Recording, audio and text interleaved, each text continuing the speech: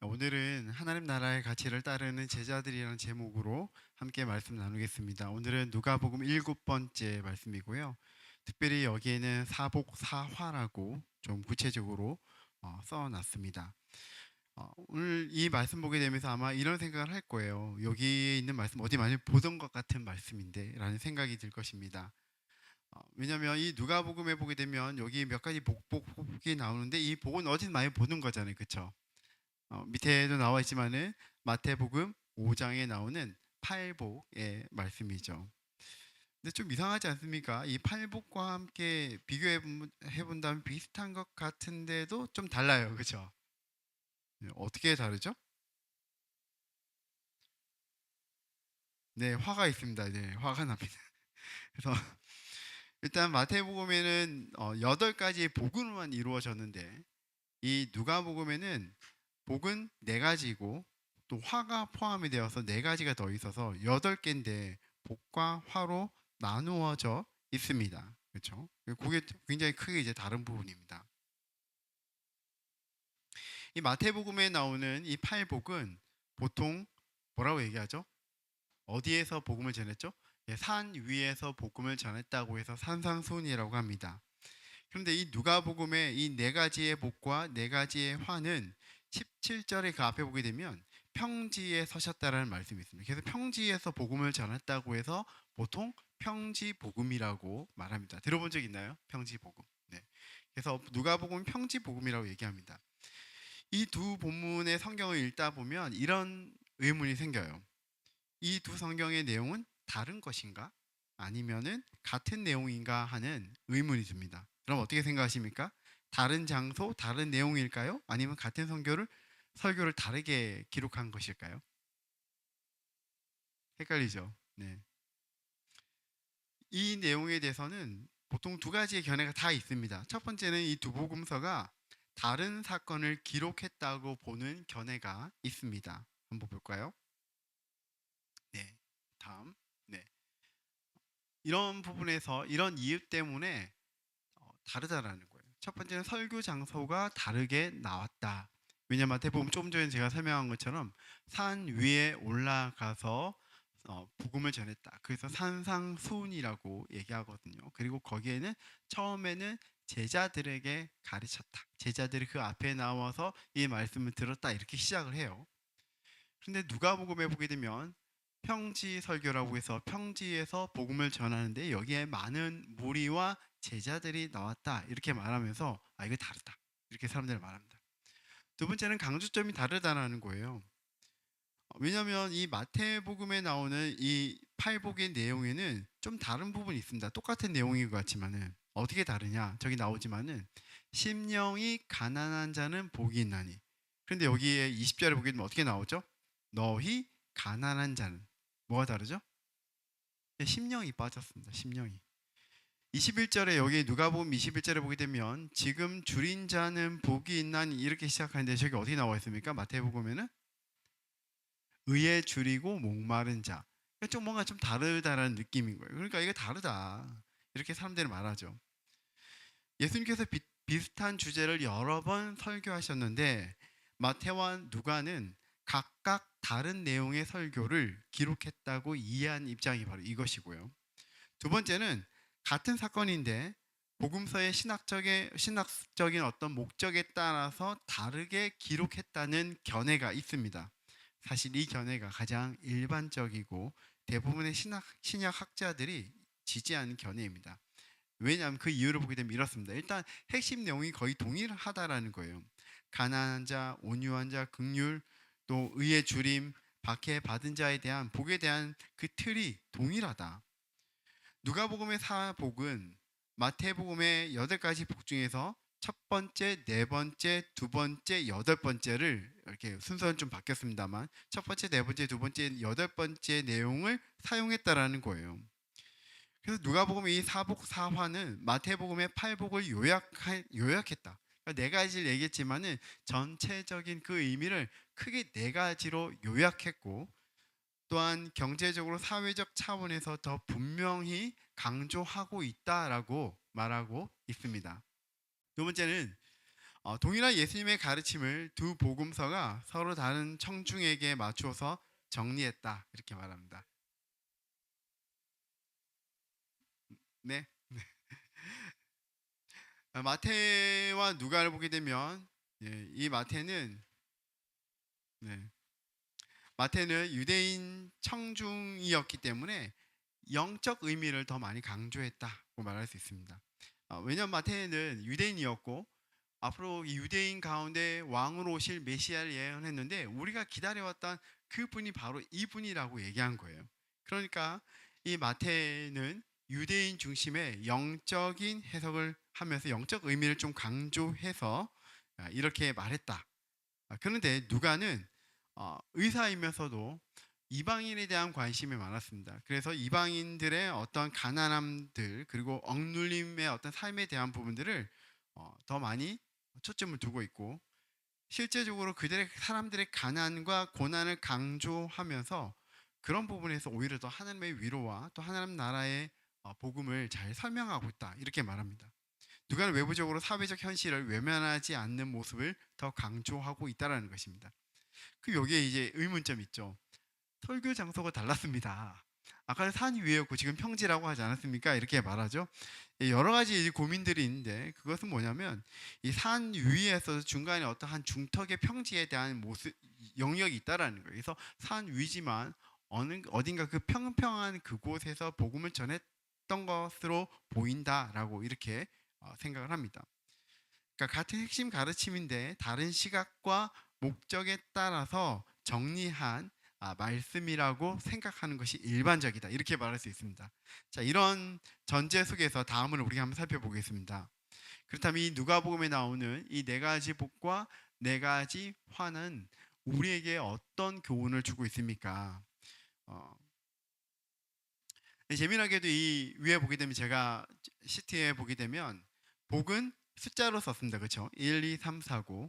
그 다음에 화는 A, B, C, D로 나와 있는데 비슷하지 않습니까? 1과 A는 같은 의미예요. 그러니까 서로 반대의 의미죠. E와 B가 같은 것을 가지고 반대로 이야기하고 있고 3과 C도 같은 내용을 반대로 얘기하고 있습니다. 네 번째 이 4와 D도 같은 내용을 가지고 복과 화로 나눠서 얘기하고 있습니다. 그래서 오늘 저는 말씀을 이렇게 같이 묶어서 하도록 하겠습니다. 첫 번째를 볼까요? 첫 번째에 읽어보겠습니다. 너희 가난한 자는 복이 있나니 하나님 나라가 너희 것이며 그런데 화 있을진저 너희 부요한 자여 너희는 너희의 위로를 이미 받았도다 이렇게 말합니다. 자, 먼저 가난한 자를 한번 묵상해 보겠습니다. 마태복음에서는 이 가난한 자 앞에 심령이라는 말을 덧붙였다고 했잖아요. 심령이 가난한 자는 복이 있나니. 그러나 누가는 심령이라는 단어를 뺐고 바로 가난한 자라고 이렇게 말하면서 시작합니다. 누가는 사회적인 그 소외층의 사람들에 대한 남다른 관심이 많은 사람이었기 때문에 실제적으로 재정적으로 가난한 사람들을 말하는 것 같습니다. 예수님 앞에 몰려온 많은 사람들을 보게 되면 부자들과 권세가들보다는 말 그대로 빈곤한 사람들, 아픈 사람들이 많았습니다. 이 가난을 나타내는 헬라어가 있는데요. 프토코스는 구걸할 수밖에 없는 절대적인 가난과 극빈의 사람들을 말합니다. 이는 물질적 가난뿐만 아니라 원래 이 단어의 뜻이 물질적 가난도 있지만은 자신의 의지나 능력이 전무함을 깨닫고 굉장히 마음이 낮아지는 겸손한 사람을 말하는 것입니다. 그래서 어떻게 보면 영적으로도 하나님 앞에 전적으로 의지하는 그런 가난한 마음까지도 포함할 수 있다 이렇게 말할 수 있어요. 히브리어에서 이 푸토코스는 아나라는 단어인데 동일하게 이거는 경제적인 면에서 그날 벌어 그날 먹고 사는 사람들을 말하는 겁니다.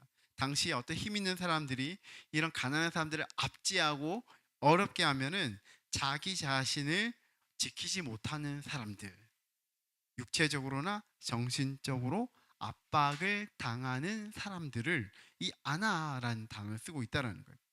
이 두 복음서의 표현을 문자적 그대로 해석한다 하더라도 두 표현 간의 의미상에는 큰 변화가 없다는 것을 알 수가 있습니다. 물질적으로 가난하든지 아니면 믿음적으로 가난하든지 관계없이 항상 예수님이 필요한 사람들, 그리고 항상 예수님의 관심의 대상이 되는 사람들을 말하고 있습니다. 가난한 자는 복이 있다. 무슨 말일까요? 무엇을 먹을까? 무엇을 마실까? 무엇을 입을까에 연연하지 않고 자신의 부족함을 인정하고 하나님의 인도하심이 없이는 한시도 제대로 살 수 없다고 고백하는, 그래서 하나님을 의지하는 그 사람들은 복이 있다, 이렇게 말합니다. 사실 누가복음도 그렇고 이 마태복음도 조건절은 아니에요. 이미 너희는 복이 있다, 이렇게 말합니다. 이미 너희는 복이 있다. 그런데 이 복이 있는 사람들은 이러하다, 이렇게 말하는 게 맞습니다. 하나님이 필요하고 그 마음이 겸손하고 주님 앞에 나간 너희는 이미 복이 있다, 이렇게 말하는 거예요. 이 말씀 읽으면서 우리 자신이 가난이라는 한계 제한 안에 억지로 구겨 넣지 않아도 된다는 생각이 들어요. 나는 가난하지 않은데, 이럴 수 있잖아요. 뭐 가난하지만 그렇게 내가 저렇게 극빈한 가난인가라는 마음이 들 수도 있고, 그래서 내가 가난한가 뭐 재정적으로 막 생각할 수 있는데, 그렇지 않고 우리 인생 전체를 한번 살펴보았으면 좋겠습니다. 우리는 스스로가 잘 알듯이 우리 스스로는 완전하지 않아요. 그렇지 않아요? 네. 우리 완전하지 않습니다. 우리가 살아가면서 뭐 공부하면서 일하면서 사람들과 만나면서 사회생활하면서 처음에는 우리가 참 잘하는 것 같아요. 그런데 조금만 시간이 지나면은 우리는 스스로가 완전하지 않음을 알게 되는 것이죠. 어떤 큰일 있으면 더더욱 그래요. 더더욱 그렇더라고요. 저는 뭐 최근에 저에게 가장 큰 일이 뭐냐? 교회를 개척하고 시작하는 게 가장 큰 일이겠죠. 이런 문제 앞에 나는 대단하지 않다라는 걸 원래 알았지만 더 많이 깨닫는 것 같아요. 그래서 더 겸손하고 더 낮아질 수밖에 없는 것 같아요. 어떤 질병의 문제가 생겼다든지 인생에 큰 문제가 생기면 그 문제 앞에서 우리는 준비하면서 처음에는 자신 있게 호기롭게 시작하지만은 금방 우리의 연약함을 발견하게 되고 낮아질 수밖에 없습니다. 그런데 우리가 스스로 이 문제, 나의 연약함을 인정하는 것만으로 충분하지 않습니다. 주님의 절대적인 도우심을 구하고 믿고 구하는 것, 그러니까 믿고 구하는 것, 그것이 바로 믿음이죠. 그런 사람들이 바로 하나님 나라의 백성입니다. 나 연약한 거 알지? 라고 말하지 않고 겸손하게 하나님 앞에 나아가서 낮아지는 것입니다. 제가 예배를 공부하면서 많이 들었던 말 중에 하나는 뭐냐면 험블이라는 단어였습니다. 겸손하게 나아가다. 하나님 앞에 나갈 때 겸손하게 나아가다. 거긴 여러 가지 의미가 있습니다. 하나님 크고 높으신 분이라는 의미도 있고, 그 하나님 앞에 설 때, 아니 그냥 우리가 살아가더라도 우리는 완전하지 않다라는 것을 깨닫기 때문에 하나님 앞에 나갈 때 그 완전하신 하나님 앞에서 낮은 자세로 나아가는 것, 그것이 그리스도인의 자세인 것이죠. 그것이 바로 믿음입니다. 반대로 화가 있는 사람은 어떻습니까? 부유한 사람이라고 말합니다. 부유한 사람은 이미 위로받았다. 그래서 앞으로 화가 있을 것이다, 이렇게 말하죠. 단순하게 부자만을 말하는 것은 아닙니다. 왜냐하면 위로를 이미 받았다라는 말이 나오지만은 뭔가 스스로 만족해 한다라는 거예요. 내가 가지고 있는 물질과 또 내가 가지고 있는 능력과 또한 내 스스로 가지고 있는 여러 가지에 대한 것의 의미를 살펴보면서 자기를 보면서 스스로 만족한다. 특별히 뭔가 내가 이렇게 믿고 또 확신하는 기댈 곳이 있을 때에 그것에 의해서 내가 더 단단한 마음을 가지면서 만족해 한다, 이렇게 말할 수 있는 것이잖아요. 요즘 말로 말하면 저는 금융치료가 이런 거 아닌가요? 금융치료가 뭐예요? 아무리 힘들고 어려워도 돈이 들어오면은 다 치료된다. 다 위로가 되고 다 된다. 도파민이 활성되고 일단 돈만 들어오면은 다 힘들었는데 모든 게 오케이라고 되는 그런 마음이 생긴다라는 거예요. 그래서 사람들이 금융치료 이렇게 말하죠. 이런 가치관 속에 사는 사람들은 자, 그 금액으로 뭔가 보상으로 인해서 자, 위로받고 끝내라, 이렇게 말하죠. 그런 사람들에게는 하나님 나라 백성이 되는 은혜는 없다고 성경 말하고 있습니다. 그리스도인은 명확하게 하나님 나라를 살아가면서 나는 완전치 않은 사람입니다. 저는 연약한 사람입니다. 라고 고백하고 그리스도를 통해서 하나님의 백성이 되어질 때, 하나님 앞에 살아갈 때 저는 온전할 수 있습니다. 라고 고백하는 것입니다. 오늘도 우리가 예배할 때에 우리가 회개했잖아요. 이 회개는 무엇입니까? 우리의 죄를 고백하는 시간이죠. 그런데 우리의 죄와 더불어서 우리가 온전치 않음을 고백하는 것입니다. 저는 연약한 자입니다. 저는 하나님의 긍휼과 사랑이 필요한 사람입니다. 하나님의 용서와 인도하심이 필요한 사람입니다. 매 예배 때마다, 그리고 우리가 주님 앞에 나갈 때마다, 기도할 때마다 이렇게 고백하는 것은 우리의 믿음의 당연한 부분이고 저는 기본이라고 생각합니다. 그런데 저는 이 가난한 자에게 복이 있다, 이 말씀을 보게 되면서 우리 자신이 자기의 연약함을 이 고백하는, 인정하는 사람은 더 나아가서 다른 사람에 대한 존중과 긍휼의 마음을 가질 수 있다고 생각합니다. 내가 너무 완벽하다는 인식을 가지고 있으면요, 어, 우리는 다른 사람을 쉽게 폄하하거나 무시하기 쉽습니다. 왜냐면 난 너무 잘하고 있으니까. 난 너무 잘하는데 너는 왜 이렇게 못하지? 이런 마음이 드는 것이죠. 별거 아닐 수 있지만 체력이 나는 너무 좋아. 그래서 난 여기 올라오는데 5층까지 금방 올라와. 근데 누군가 막 이렇게 올라오고 있으면 이해가 안 가네. 이게 어려워? 이렇게 말하는 거와 똑같은 거예요. 예를 들면 그렇다는 것이죠. 인생에는 많은 문제 속에서 나는 이거 너무 잘하는데, 나는 아무렇지도 않은데 나는 너무 잘하고 있는데 라고 생각하는데 누군가 그걸 못하면은 알게 모르게 근데 우리가 참 이해가 안 가라는 마음이 들 수 있다라는 거예요. 그것을 교만이라 말할 수 있는 것이죠. 그런데 우리가 연약함을 경험하잖아요. 그러면은 이 세상이 마음대로 되는 게 없구나라는 걸 깨닫기 시작하고, 그러면서 다른 사람에 대한, 특히 연약한 사람들을 이해하게 되는 것이죠. 그러다가 제가 뭐 갑자기 운동하다 다리를 다쳤다고 생각해 볼게요. 이 5층 올라오는데 너무 힘들구나. 그랬는데 그때 이제 다른 사람의 그 마음이 이해가기 시작하는 것이죠. 어떤 문제 있을 때 저 사람 왜 저렇게 힘드는 거야 했는데 나도 어떤 문제가 생겼고, 또 육체의 질병과 아픔이 생기고 나면은 아픈 사람에 대한 이해가 생기기 시작하더라고요. 저는 그랬습니다. 우리가 나이가 들면 들수록 연약해질 수밖에 없어요. 네. 여러분 이제 꺾였나요? 꺾이고 있나요? 이제 꺾이고 나면 점점 이제 힘들어질 수밖에 없어요. 네. 어, 사회를 경험하면 경험할수록 힘들어져요. 아, 세상이 이렇게 만만치 않구나. 그렇게 되면은 나의 이 연약함을 인정하기 시작할 때 하나님 앞에 나가서 겸손하기도 하지만은 다른 사람에 대한 연약한 마음을 이해하고 긍휼의 마음을 가질 수가 있습니다. 사도 바울 이후에 서방 교회의 리더였고 최초의 신학자라 할 수 있는 사람이 있습니다. 이 사람의 이름은 어거스틴이에요. 들어봤죠, 어거스틴. 네, 이 어거스틴이 신학의 기초를 놓았다고 해도 과언은 아닐 것입니다. 이 어거스틴은 복음의 핵심을 무엇이라 두었냐면 복음의 핵심을 사랑으로 보았습니다. 사랑. 네, 사랑. 우리가 잘 알듯이 예수님께서 주신 계명, 첫째는 하나님을 사랑하고, 둘째는 내 이웃을 내 몸과 같이 사랑하는 거잖아요. 그런데 복음에 대해서 이해하고 공부하다 보니까 이 어거스틴은 우리가 가장 중요한 것은 바로 사랑이다 이렇게 말합니다. 이 사랑에 우리가 보통 많은 사람들은 하나님은 사랑이시다 이걸 너무 좋아하죠. 왜 좋아하죠? 우리가 사랑받아야 되니까. 그런데 이 계명에는 어떻게 말합니까? 하나님을 사랑하고 내 이웃을 내 몸과 같이 사랑하라 이렇게 말합니다.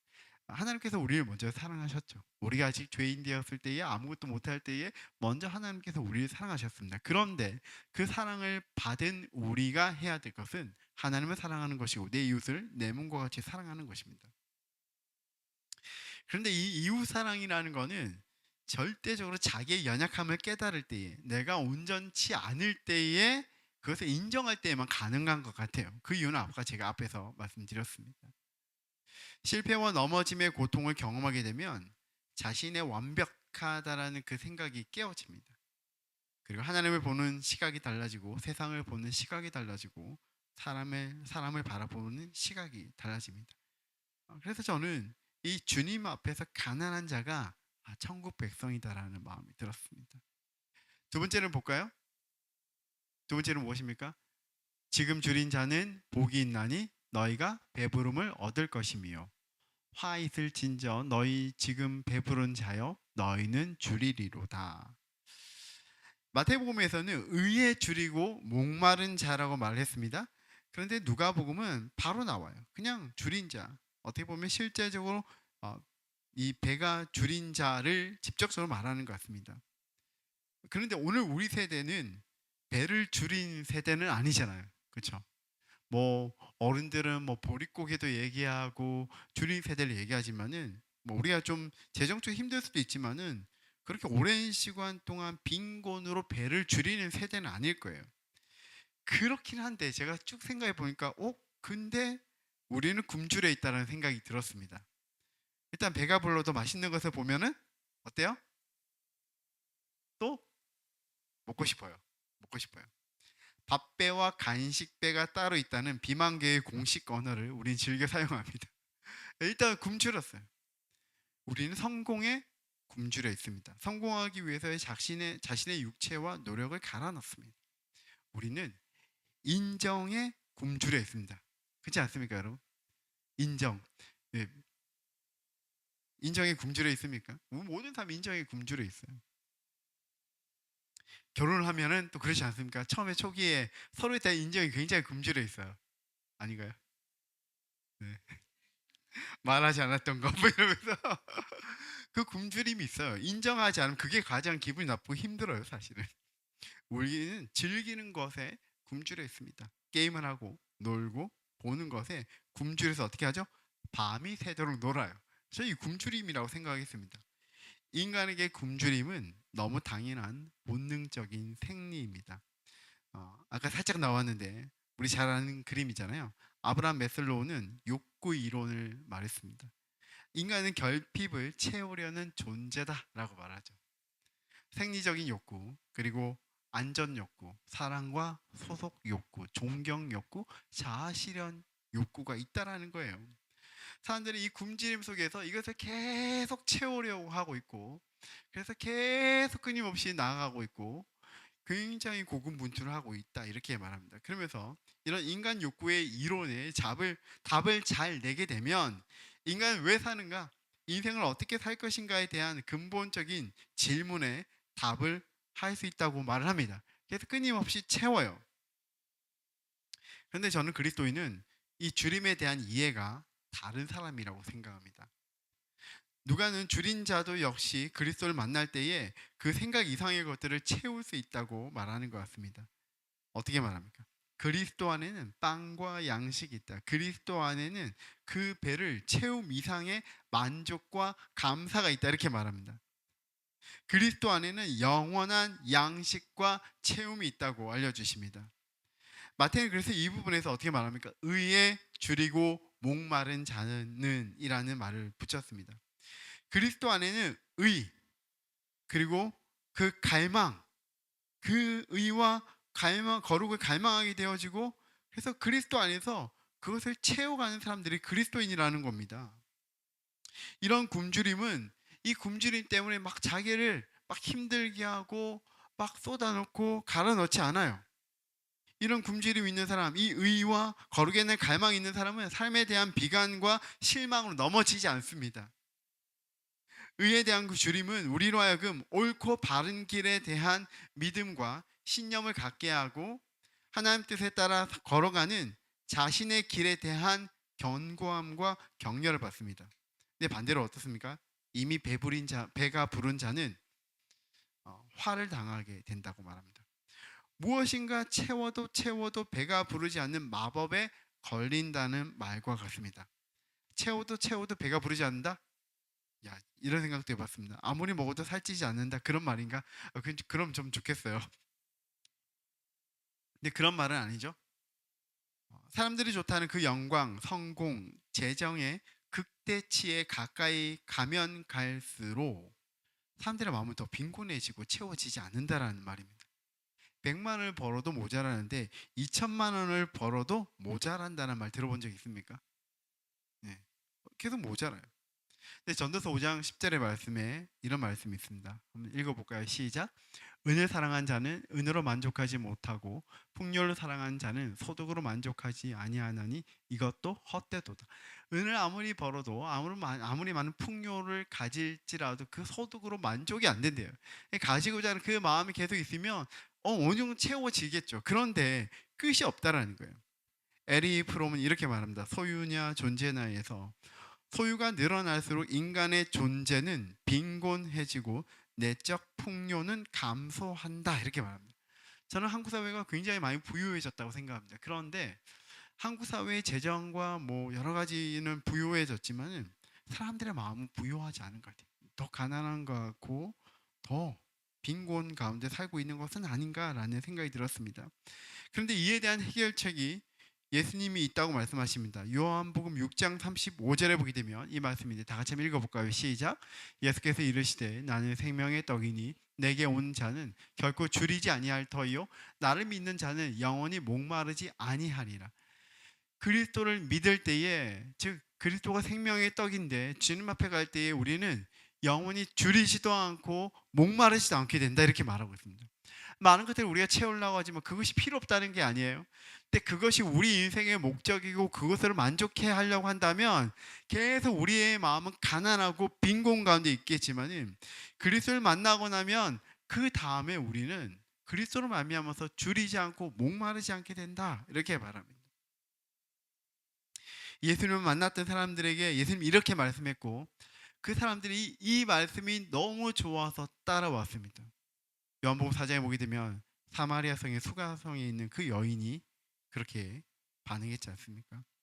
마음속에 하나님 나라가 있지 않으면, 예수 그리스도의 생명과 사랑이 있지 않으면 늘 줄이고 목마른 자가 된다는 말과 같습니다. 우린 예수님을 통해서 배부름과 부요함을 경험하게 됩니다. 더 나아가서 예수 그리스도를 통하여서 배부르고 목마름을 해결하는 사람은 내 자신은 물론 다른 이를 배불리게 하는 사람이 됩니다. 고린도후서 6장 10절 말씀. 네, 저는 이 말씀 참 좋아하는데요. 다 같이 한번 읽어볼까요? 시작. 근심하는 자 같으나 항상 기뻐하고 가난한 자 같으나 많은 사람을 부유하게 하고 아무것도 없는 자 같으나 모든 것을 가진 자로다. 나는 근심하는 것 같은데 그리스도를 말미암아서 만족함이 있을 때 나는 사람들이 볼 때 좀 힘든 것 같지만 그러나 나는 그리스도로 말미암아 참 기쁨과 생명이 있습니다. 그래서 다른 사람들을 기쁘게 하는 사람이 되고, 내가 볼 때 참 가난한 자 같으나 그러나 내 안에 있는 그리스도의 생명으로 다른 사람을 부요하게 하는 사람입니다, 이렇게 말하죠. 없는 것 같지만 다 가진 사람이다. 저는 이 중간에 이걸 더 좋아해요. 가난한 자 같으나 많은 사람을 부요하게 하고. 그래서 일부러 가난하자 이런 말은 아니고요. 내가 사람들이 볼 때는 어떨지 몰라도 내가 그리스도를 말미암아서 그 안에서 참 생명을 가지니까 내 스스로가 부유하게 되어졌고, 그리고 그 부유함을 사람들에게 나누어 줄 수 있는 것이죠.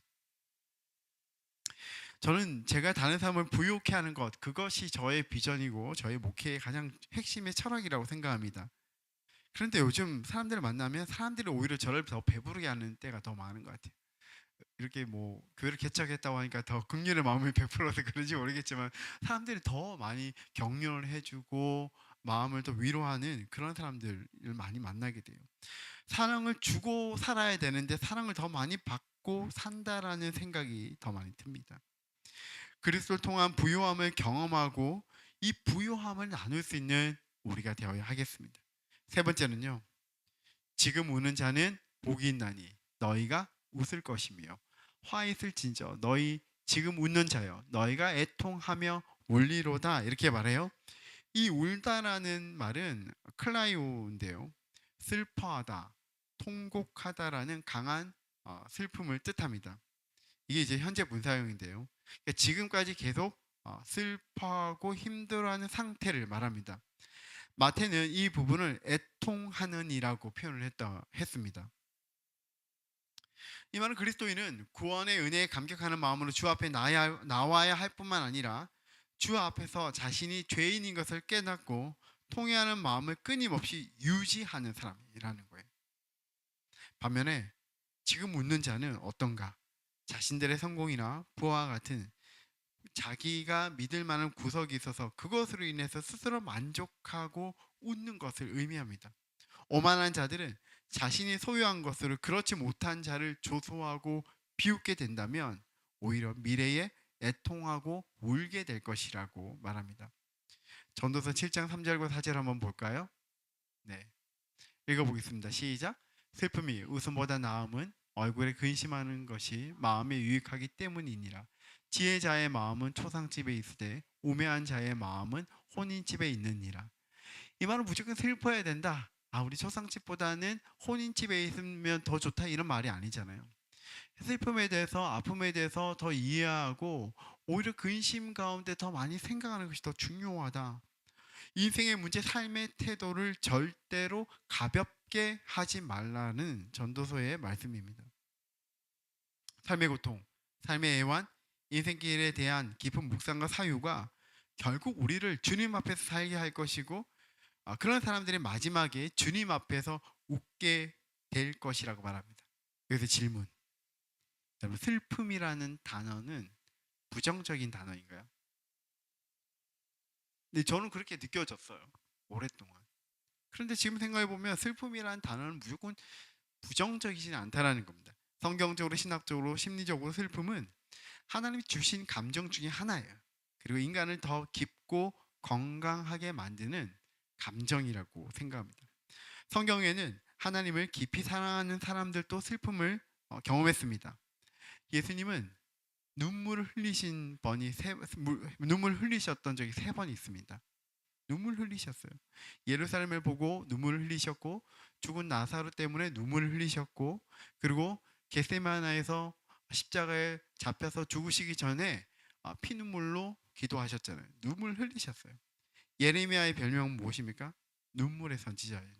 이게 눈물이 나쁜 것은 아니에요. 거룩의 열망이 있는 사람들은 그 거룩의 열망이 깊어지면 깊어질수록 어떻게 보면 슬픈 마음이 더 생깁니다. 또한 그리스도인들은 죄 때문에 아파하는, 애통해하는 마음이 생기고, 또한 세상의 고통을 느꼈기 때문에 또 마음이 아프고 슬프고, 하나님 나라를 갈망하는데 현실과 하나님 나라의 그 괴리 때문에 아파하고 힘들어하는 마음인 것이잖아요. 종교개혁가 칼빈은 이렇게 말합니다. 예수님께서 핏방울이 떨어질 정도로 슬퍼하신 것을 말하면서 모든 울음이나 슬픔이 악한 것이 아니다, 오히려 슬픔 자체는 인간에게 자연스러운 감정이다, 이렇게 말합니다. 기독교 강요라는 책에서는 슬픔을 정죄하지 말고 오히려 신앙 안에서 건강하게 인식하고 인내하면서 오히려 이 슬픔 가운데 더 하나님을 의지하게 된다라는 그런 긍정적인 얘기를 했습니다. 이 슬픔을 통해서 우리가 무엇이 옳고 그른가를 알고, 그리고 그에 대한 어떤 그 마음의 아픔을 느끼는 것은 너무 중요한 것 같아요. 애통과 눈물 속에 온전한 그리스도인으로 성장하고 성숙하는 우리가 되었으면 좋겠습니다. 애통과 눈물 속에서 하나님 나라의 소망과 생명을 품은 자가 되기를 바랍니다. 아픈 사람의 눈물을 닦아주는 서로가 되었으면 좋겠고, 우리 빌더스 교회가 되기를 바랍니다. 마지막으로 볼까요? 함께 읽어보겠습니다. 시작. 인자로 말미암아 사람들이 너희를 미워하며 멀리하고 욕하고 너희 이름을 악하다 하여 버릴 때에는 너희에게 복이 있도다. 모든 사람이 너희를 칭찬하면 화가 있도다. 자, 여기 인자라는 단어가 나오잖아요. 인자는 뭐죠? 인자는 예수님이죠. 이 인자는 말 그대로 사람이라는 뜻이잖아요. 다니엘서 7장에 보게 되면 메시아에 대한 예언이 나오는데 그 메시아를 인자라고 얘기했습니다. 그러니까 이 인자는 단순하게 예수님, 그 이제 우리가 예수님이구나라고 연결한 것이지만은, 이 인자는 오실 메시아에 대한 예언이었습니다. 그러니까 예수님께서 인자란 말을 할 때 이 의미는 예수님, 바로 우리가 기다려왔던 너희들이 기다려왔던 그 메시아라는 하나님이신데 완전한 인간으로 이 땅에 오신 메시아라는 것을 의미하고 있습니다. 그러니까 이 문장을 보게 되면 이런 거예요. 메시아로 이 땅에 오신 예수님 때문에 사람들이 그 제자가 된 것을 사람들이 미워하고 멀리하고 욕하고 악하다고 할 때 이렇게 말하는 거죠. 그때 너희는 오히려 복이 있도다. 저는 여기에서 예수님을 따르는 것, 예수님의 제자가 되는 것은 복이 있다, 이거 이해했어요. 그런데 왜 그리스도를 따르는데 사람들은 미워하고 욕하고 멀리할까? 여기에 의문이 좀 들었습니다. 어떻게 생각하십니까? 예수님 따르는 복이 있죠. 그런데 왜 예수님을 따르는 사람들이 그렇게 힘들어하고 또 예수님 따르는 사람들을 그렇게 싫어할까요? 첫 번째는 예수님을 싫어하는 것이죠. 근데 왜 예수님을 싫어할까? 다음 보여주세요. 왜 사람들은 예수님을 싫어할까? 예수님 앞에 자신의 죄가 드러나기 때문입니다. 요한복음 3장 19절에서 20절에 보기 때문에 중간에 사람들이 자기 행위가 악함으로 빛보다 어둠을 더 사랑한다. 그런데 악을 행하는 자마다 빛을 미워하여 빛으로 오지 않았는데 그 빛 가운데 나가서 자신의 행위가 드러날까 두려워하기 때문이라는 거예요. 예수님 앞에 나가면은 자신의 죄가 드러나고 잘못이 드러나니까 예수님이 싫어했다라는 거예요. 여기까지 이해를 했어요. 그럼 두 번째 질문. 왜 그리스도의 제자들은 사람들에게 미움을 받을까요? 네. 두 가지를 생각할 수 있는데 세 가지인데요. 그리스도의 택함을 받았고 그 안에 속한 자이기 때문입니다. 네, 여기 보게 되면 요한복음 15장 18절에서 19절을 보게 되면 세상이 너희를 미워하면 너희보다 나를 미워한 줄 알라. 그러니까 제자들 미워한 게 아니라 먼저 그리스도를 미워했다라는 거예요. 너희가 세상에 속하였으면 세상이 자기의 것을 사랑할 것이나 너희는 세상에 속한 자가 아니요 도리어 내가 너희를 세상에서 택하였기 때문에 세상이 너를 미워하느니라. 그러니까 사람들이 예수님을 미워하는데 예수님에 속한 사람, 예수님 택하여서 속한 그 사람들도 같이 싫어할 거라는 거예요. 그렇게 말하고 있죠. 두 번째, 그래서 예수님을 미워하니까 그 제자들도 미워한다. 세 번째, 그리스도의 기준과 사람들의 기준이 다르기 때문이죠. 그러니까 그리스도가 말하고 있는 오늘 예를 들어서 오늘 여기 있는 이 복과 화에서 이 뒤에 화는 뭐예요? 모든 사람들이 원하는 추구점을 얘기하고 있습니다. 그런데 앞에 있는 복은 무엇입니까? 하나님 나라의 가치를 얘기하는 거예요. 충돌이 일어나잖아요. 이것이죠. 충돌이 일어나는 거예요. 하나님 나라의 가치 이것입니다. 이렇게 말하는데 사람들은 나는 그걸 원치 않는데 오늘 우리 세대가 사회가 사람들이 말하는 그 복이라는 거는 이 뒤에 네 가지 화에 나온 이것이잖아요. 그렇지 않습니까? 부유하고 배부르고 그리고 세 번째 뭐죠? 웃고 칭찬하고 이게 뭐가 문제야? 이게 너무 우리 너무 좋은데라고 말하는 것이죠. 예수님도 이것을 부정한 것은 아니라 그 내부에 대한 부분이죠.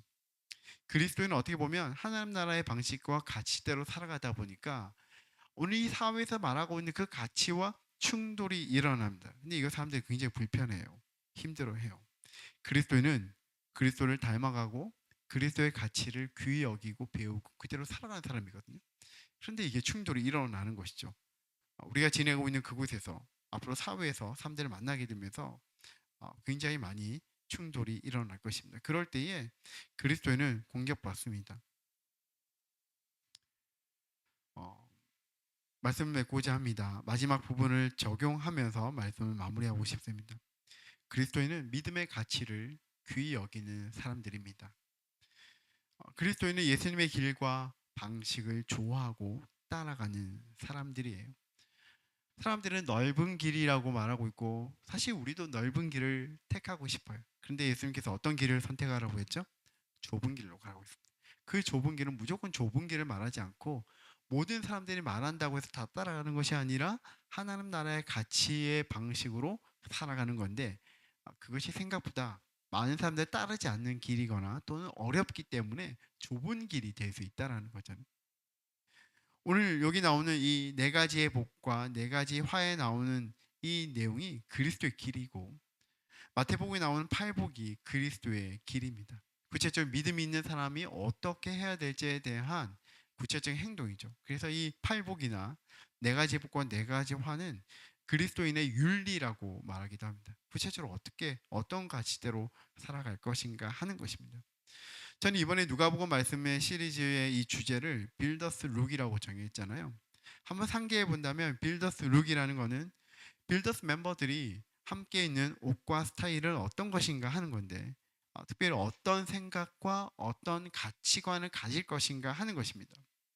빌더스 룩은 성경의 근거에서 함께 묵상하고 기도하면서 형성하는 성경적인 가치관을 의미합니다. 우리 함께 예배를 하면서 이제 1월부터 시작해서 쭉 왔잖아요. 그래서 이미 이제 11월이 다 가고 있습니다. 그러나 우리 교회를 보게 되면 아직까지 초기겠죠. 이 초기에 우리가 다양한 생각들을 가질 수 있지만 성경 가운데 함께 묵상하고 고민하면서 무엇이 하나님 나라의 가치인가?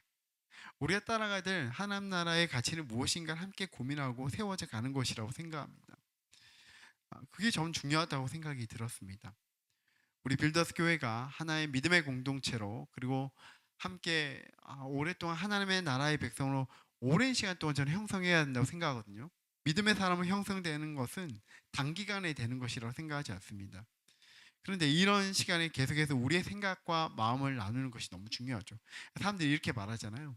교회 가서 신앙생활이나 믿음에 대해서 나누어야 되는데 그게 잘 안 나누어지는 것이 너무 어렵습니다. 이렇게 말하는 사람 굉장히 많이 봤습니다. 그 내용을 좀 더 구체적으로 말하면 뭐냐면 성경의 근거에서 우리가 어떤 가치대로 살아야 되는지에 대한 그 믿음과 가치에 대한 논의가 되어야 되는데 오늘 교회 공동체에서 그게 너무 잘 이루어지지 않고 또 많은 믿음의 친구들과 함께 그게 잘 되지 않는다고 힘들어해요. 저는 우리 교회가 이런 부분에서 좀 정직하게 그리고 성경 중심으로 이것을 잘 나누고 함께 만들어져 갈 수 있는 그런 공동체가 되었으면 좋겠습니다. 믿음에 대해서, 성경에 대해서 성경 중심으로 우리 인생과 삶에 대해서 나누었으면 좋겠고, 나눔으로 끝나는 것이 아니라 그에 따라서 우리가 하나님의 백성이 살아갈 수 있도록 가치관이 함께 형성되어지는 그런 공동체가 되었으면 좋겠습니다.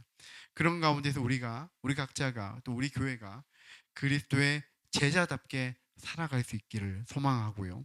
이 땅 가운데 오늘을 살아가면서 하나님 나라의 정체성을 가지고 살아가는 우리 모두가 되었으면 좋겠습니다.